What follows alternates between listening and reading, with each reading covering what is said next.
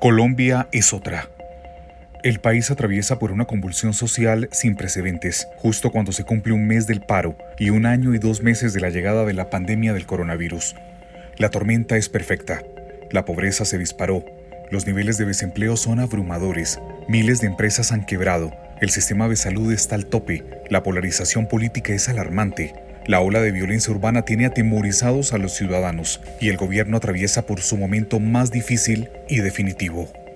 La pandemia y las protestas sacaron a flote la bomba social que se venía cocinando sin ser atendida de forma estructural. Aunque desde el 2019 el país tenía las alarmas encendidas por la pobreza en la que estaban sumidos 17.4 millones de colombianos, ese indicador se disparó. Y hoy son 21 millones de personas con necesidades insatisfechas, viviendo de manera precaria, sin oportunidades. La bomba social en Colombia se traduce en física hambre. En total son más de 5 millones de colombianos pobres o en extrema pobreza, lo que equivale a casi el 10% de la población, que luchan por sobrevivir en las grandes ciudades.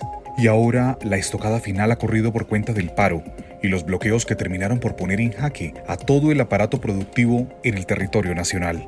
Pero la otra cara de la tragedia es la de las pequeñas y medianas empresas. De acuerdo con el DANE, entre enero y octubre del año pasado se perdieron 509.370 micronegocios por la pandemia. Y es que en las protestas y los bloqueos se están exigiendo soluciones para combatir la pobreza y generar oportunidades de empleo. Pero dichas movilizaciones, la violencia y el cierre de las carreteras justamente tienen contra las cuerdas al aparato productivo. El país, en lo que va de la pandemia y el paro, ya ha perdido 10 años de conquistas sociales. A principios del siglo XX, la pobreza estaba en el 43%. Sin embargo, se había logrado reducir al 28% en el 2016 y hoy, de nuevo, la pobreza crece en Colombia. De acuerdo con la información del DANE, la pobreza monetaria, que mide solo los ingresos, escaló en el 2020 hasta un 42.5%, cuando años atrás se ubicaba en el 35.7%. Hace unos días, la red de cámaras de comercio Confecámaras presentó los resultados de una encuesta sobre la situación que viven los empresarios en medio de uno de los peores paros de la historia. El 22.2% de las empresas suspendió su operación por los bloqueos, mientras el 53.4% ha operado entre el 1% y el 50% de su capacidad total.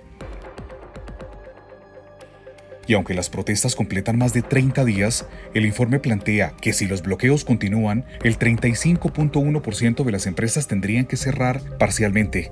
El 32.5% se verían forzadas a reducir los costos para sostener la operación, mientras que el 20.2% se verían obligadas a reducir su personal y el 12.2% cerraría completamente. El ministro de Hacienda, José Manuel Restrepo, ha advertido que cada día de paro y bloqueos le generan pérdidas al país por 484.000 millones de pesos. Eso implica que al cumplirse 30 días de las protestas, las pérdidas ya se acercan a los 15 billones de pesos. Ante un desafío semejante, el reto no es solo del Estado, sino de todos. Quienes bloquean el país no representan a esos millones de colombianos que en medio de la peor crisis económica de su historia solo quieren salir a trabajar y empezar a recuperar lo perdido. El gobierno, la oposición y los líderes del Comité del Paro deben actuar con cabeza fría.